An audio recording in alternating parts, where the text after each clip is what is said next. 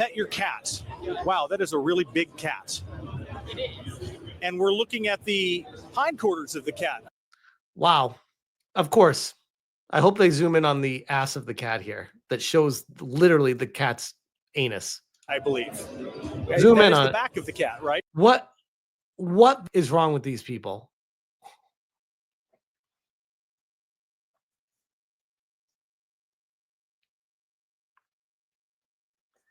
You're supposed to get down on your knees,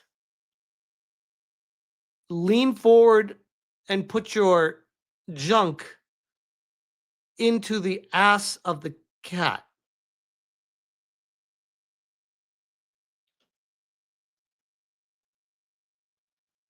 What?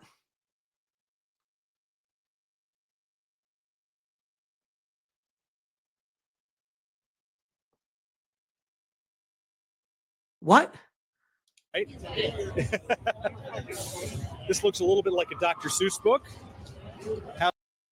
Yeah, perfect for grooming. How to pet your cat. And people are petting the cat.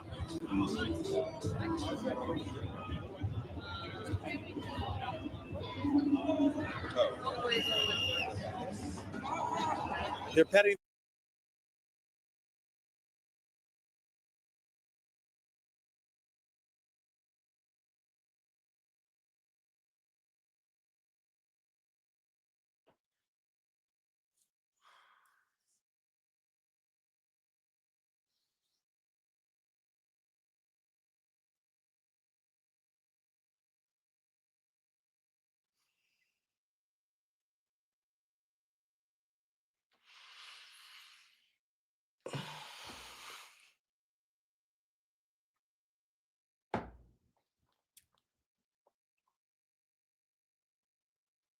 The cat really fast. It is a contest to see how fast they can pet the cat. Oh my god, it goes until someone wins? Oh my god. There's a timer at the bottom. Oh my god. Look at that cat. The cat is either going to be really happy or really annoyed. Were you the chief petter? Yeah, yes, I win. You win. All right. I love pets more. You love pets more. Yeah. Love it. Alternate name for this game: Hard Drive Check Simulator 2000.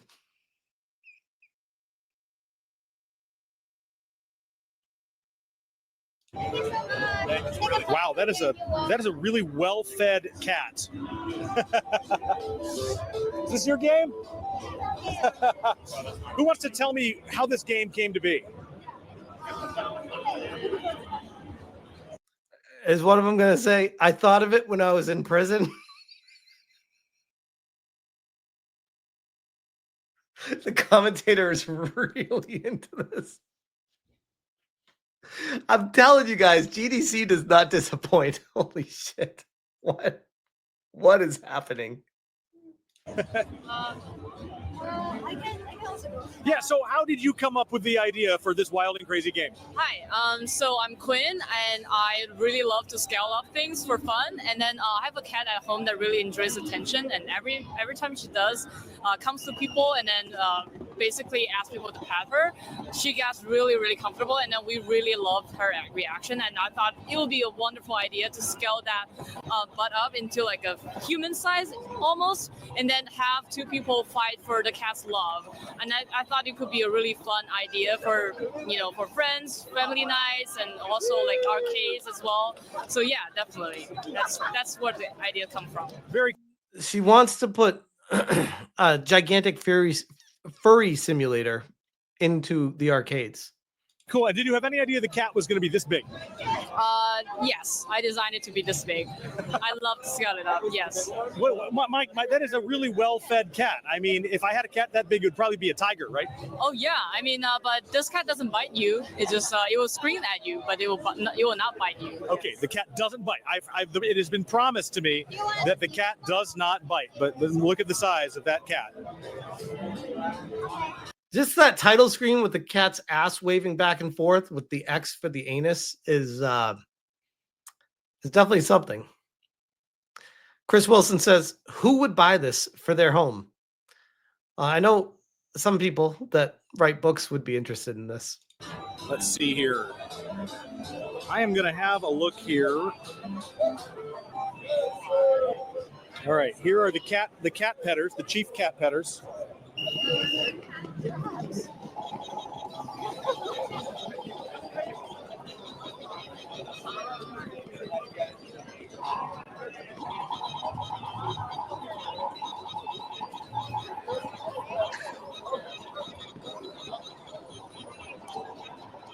And to you folks on YouTube, I am so sorry that you're not apparently able to access the live chat. I don't know how that happened, but we will try to fix that.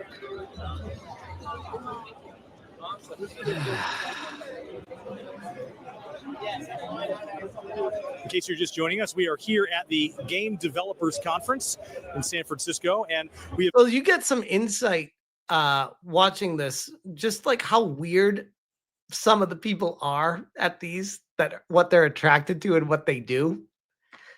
It's definitely something.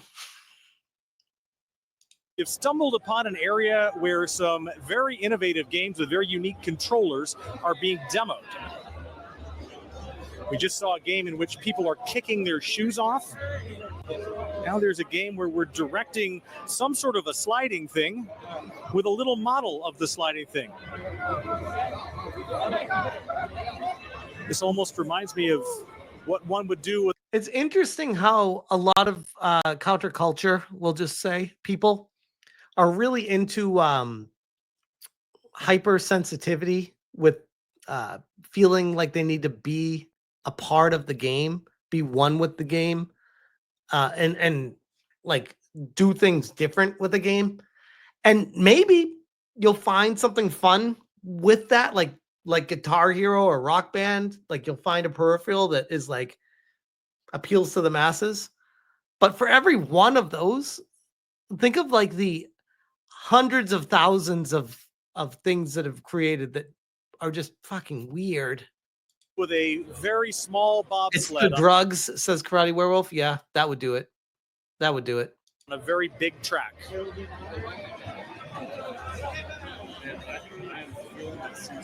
Yeah, I saw this one. All right. Oh, well, we got something coming up here. What's this? What's this? Hold on. It's a little bit of this sort of this looks larger thing that's interesting. happening here of a return to in-person experiences at the Game Developers Conference after both gaming and GDC, game Goon development and Dem went very Cats. remote for a while. And here is the Seesaw that we promised you. A Seesaw game.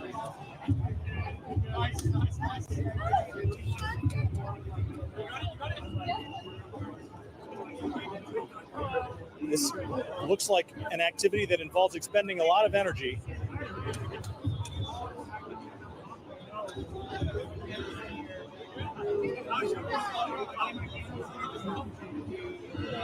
This is one of those games that's like kind of gay, kind of retarded, but I kind of want to try it. No Diddy. That looks like a pirate ship maybe on the screen there. Yeah, it doesn't look like it's working very well. I agree.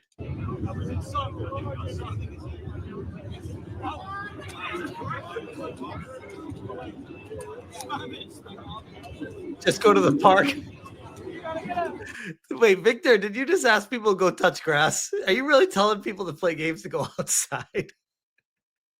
Greystone says gay but fun.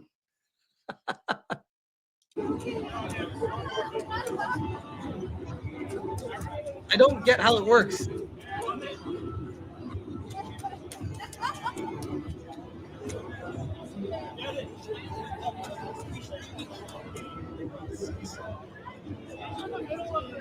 Like, it looks like a fun idea, but it doesn't look like it's actually functioning properly, but whatever.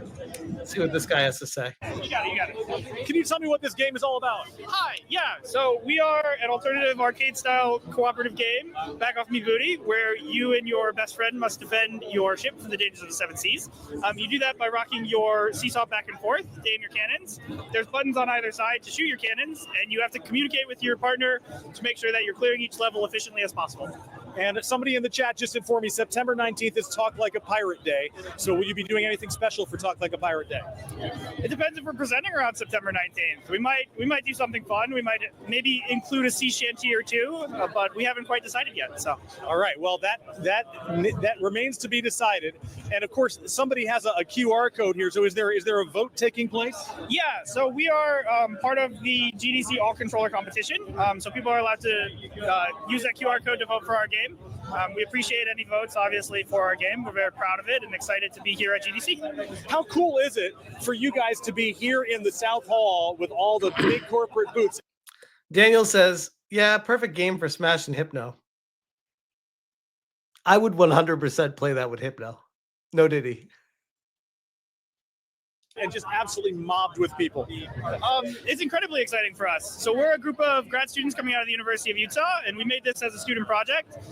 So once we finish kind of that project, Like, honestly, if they did it right, yeah, it's retarded and super gay, but if they did it right, it could potentially have potentially. getting to be invited to these events such as indicated GDC.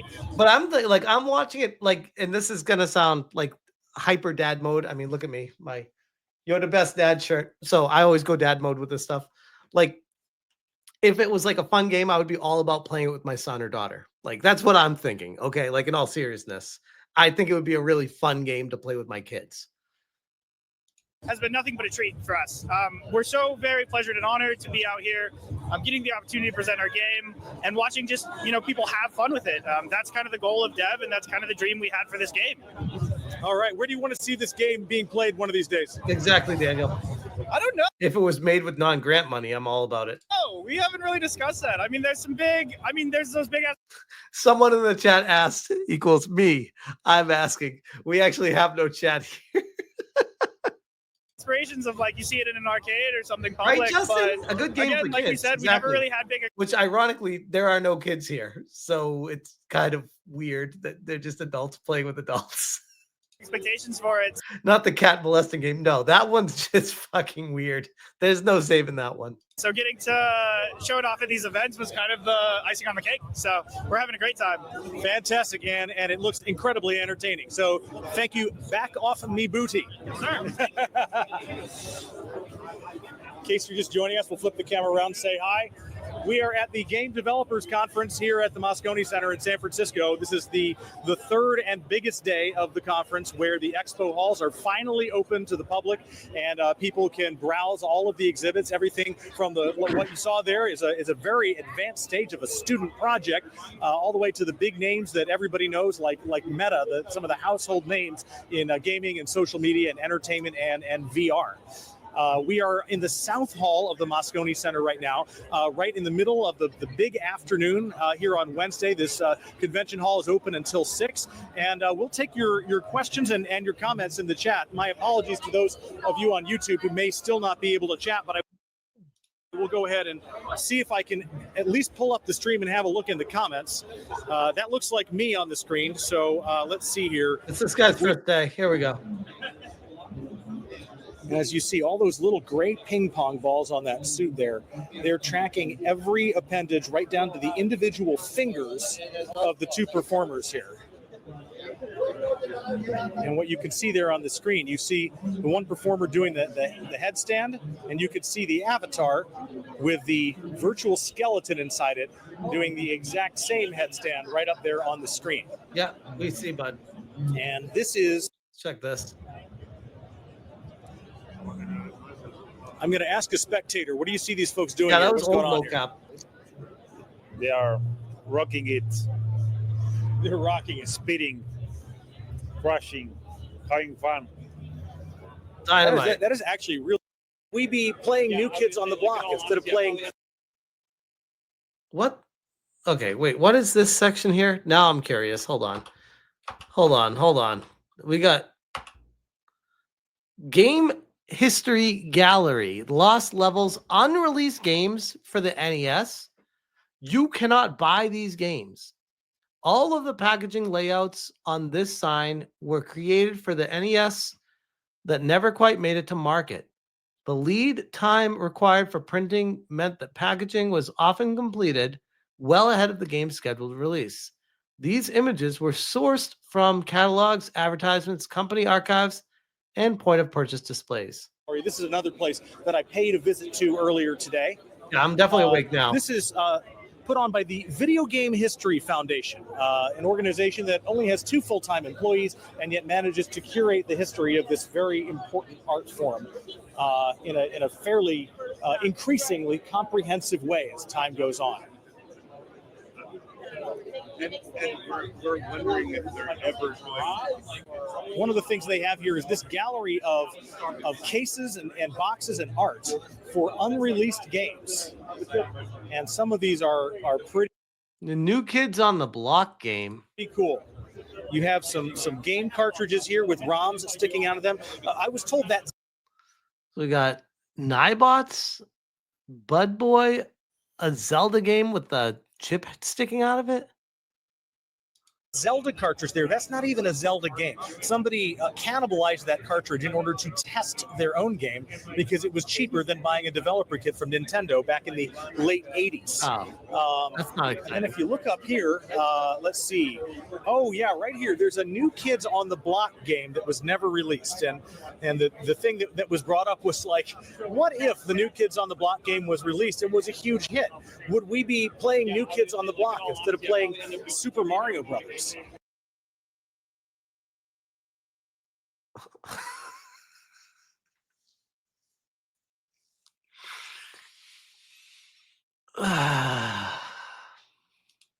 Here are some very early game packs with monochrome labels printed on them, and some games on floppy disk, 5 1/4 inch floppy disk. Remember that? And there's a console over here that is playing games that were never released, games for NES Super that were never Sushi released. These Pinball are playing on a from PC Sony? emulator, but with official Nintendo gamepad controllers. And this is Super Sushi Pinball, which is a game that was never released in the U.S. It was actually a U.S. localization of a Japanese pinball game, but somewhere along the way, somebody added in the Statue of Liberty cutting sushi and facts about sushi in between all of the levels. I wonder if we can maybe get somebody to play this game, and then we can see that. But it's a regular pinball game, has nothing to do with sushi, but there's all this I would play it if I was there. I would be sitting there playing this one. sushi content that's stuck in between the levels, and this is kind of what happens. Oh, here's the reset button, so we're going to hit the reset button, and there's the Statue of Liberty. What the And fingering? she's making a sushi roll. Oh, she's got a piece of nigiri there. That looks like tuna nigiri. And then it tells you the story. The history of sushi is very long. It first came to Japan from China when rice planting was first introduced more than 2,000 years ago. At the time, people wrapped fish inside some rice to keep the fish fresh for a longer time. Okay, well, when you're done. Go ahead.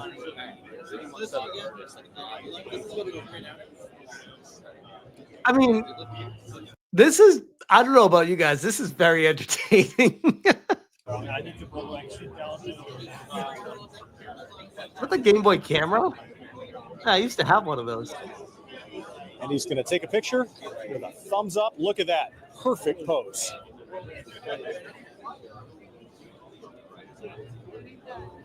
Yeah, I used to love the Game Boy camera. And over here on this wall, these are the box art from unreleased games. Police Academy, the video game. Oh man, that would have been amazing. Now I did hear about Sim City. The ROM for that leaked. I think John Riggs was the one that was covering that story. That was a couple years ago. They made the entire Sim City game on the NES, and then never put it out. So SimCity only came out on Super Nintendo. But you can play the ROM of the NES SimCity now. Like, it's out. You can download it. Some from franchises you may have heard of. Some from franchises you've never heard of. Beauty and the Beast, Napoleon Airball, Card Sharks, Crash and the Boys Ice Challenge, Crossbow. There's a game about Napoleon, and Asterix, the French cartoon character so beloved in the 8-bit days. California Raisin? He had a The Grape Escape. Wasn't there already a California? Buster Brothers was on the NES. That never came out. I know it was on Super Nintendo. That was a good game. theme park. Maybe he still has a theme park. You guys can let me know if he still has a theme park dedicated to him. I see Concord. That is a quick look at the booth of the Video Game History Foundation. And all of the games that they have on display here are games that were never released to the public. How cool is that? Super cool. Over here, we see the booth from the Italian game developers. Italy is where the Winter Olympics will be happening. I'll be there, by the way. I'm very excited about that. But right now, we're talking about something that doesn't require snow and ice, and that is video games. And this is the lounge where video game developers from Italia can mingle with investors. I'm sorry to hear other that, Radio developers, Face. mentors. And look at that fantastic art there of the Leaning Tower of Pisa. Right there, games in Italy. And there are people, it looks Did the governments pay for these booths, says Kira? Probably. Highly likely. Let me scroll ahead because, what do we got here? Let's see this one. clock running. So there's obviously a speed component to this game. There's a little figurine here of the main character in the game.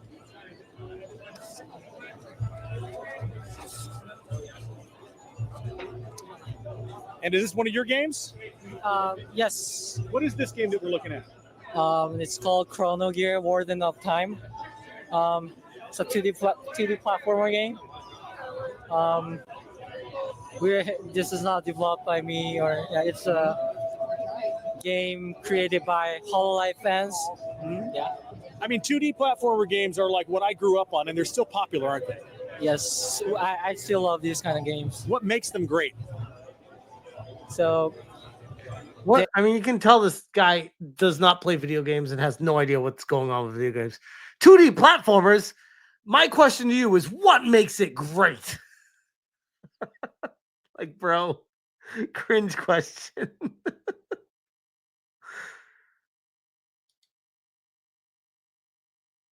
Your game powered by player emotions? Oh God, no, I don't even want to hear about that. I don't care.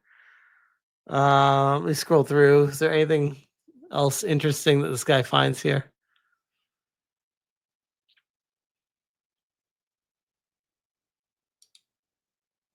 And down to the finger accuracy, or do they want to do it quicker and not get the motion capture suits involved so that they can quickly sketch out a concept and prototype it and get closer to that game? Welcome to the OptiTrack booth. My name is Terry, and I'm thrilled to be here with OptiTrack to present an exciting new development in motion capture technology, Duplex Mode. Duplex Mode is a game-changing feature that captures both reference video and marker data from every camera in your mocap. Cooked Intel. All right, there this we is go. the last part Thank of you it. so much. Oh, here's the dog again. Hello. Hello, pupper.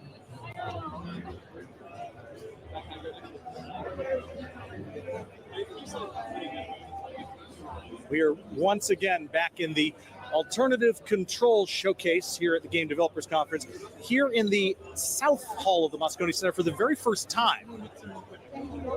Look at this giant Muppet with a display in its mouth.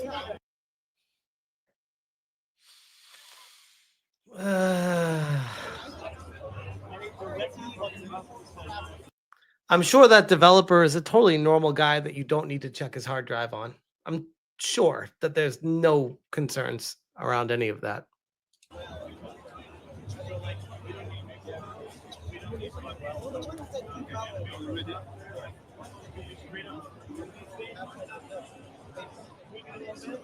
Let's get there's a knitted version of this creature here. And here is I like how you use the word creature because yes. some art of the creature. So this big orange monster is clearly the star of the game. I am guessing that its name is Paco. And this game is called Paco's Anatomy.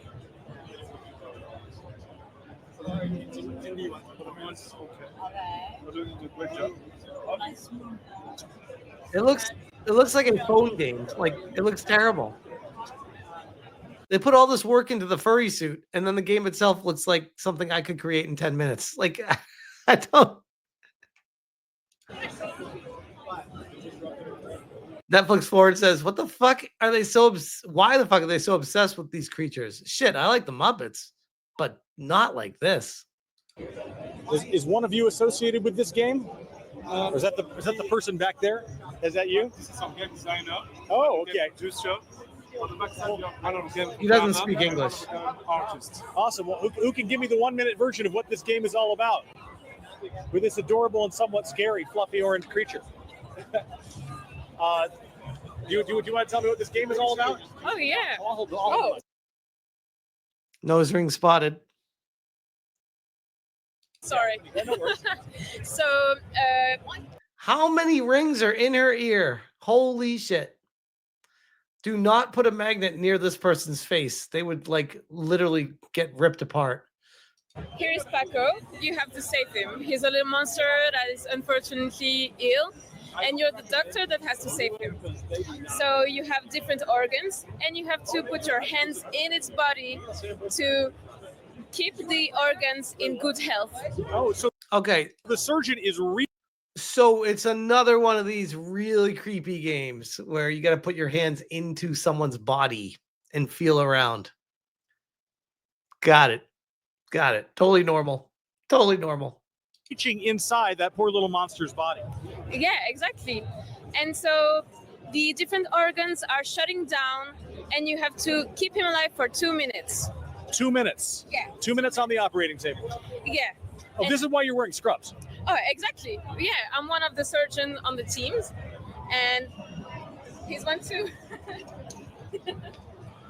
Scrubs, gloves, we got the whole thing going on. For the record, do monsters bleed orange? Deco Leader says, man, why is it always the French? It's a really good question. Why is it always the French? I think This one is purple actually. The bleeding is purple for this one. Why is the camera guy staring right at her the whole time? He refuses to show this guy. I really want to see what this guy looks like. He's like afraid to put him on camera. Most of them are orange, but this one is purple. So the orange monster No, bleeds no, purple. no, I thought it was going to be something completely ridiculous. Exactly. Okay, just Otherwise, we will not see him bleeding, and it will be an issue, you know. So yeah, oh, that's true. If an orange monster bleeds orange, you won't see the blood. That's true. That's such it a will good be point. healthy all the time. That's right. Oh, and somebody won. She managed to keep the monster alive for 2 whole minutes. And I guess this is where the surgeon's hands go in. The cavity. Which, by the way, remember, this is at a convention where like 50% of the people are wearing masks for, you know, showing everyone that they're doing the right thing. And then they're all going to jam their hands into the same spot and touch the same things that everyone else is touching. These in the monster's chest. And you've got the white lab coat on and everything. So whose crazy idea was this, and where did the idea come from? Ah, this was your idea. Yeah. Turn around and let's have Paco behind you while you tell me how you came up with it. So basically, the idea was like, since we have holes, you don't see where your hands are going. And on the game, we show you kind of whatever we want. It was like kind of escape games. We can make you feel whatever we want you to feel, thanks to the texture that we put inside of the holes, and thanks to the texture we put on the game. Pause. And on the same time, we wanted to kind of mock the players when they are playing, taking picture of them with the hands inside of Paco's mouth and with the hands inside of Paco's body, you know. So it was a whole thingy, and it was really fun to make. We made it in like 2 weeks. The whole package in 2 weeks. It was amazing, but really hard. And we're kind of proud of it. We are in the GDC thanks to him. So yeah, thank you very much. Daniel from the YouTube stream asked, does Paco ever get the urges to eat the heads of the players? Sometimes yes, when they tend to take too much time. All right, we'll leave that there because holy crap. Hey, you know, shout out to NBC Bay Area for this video of insight. There's some interesting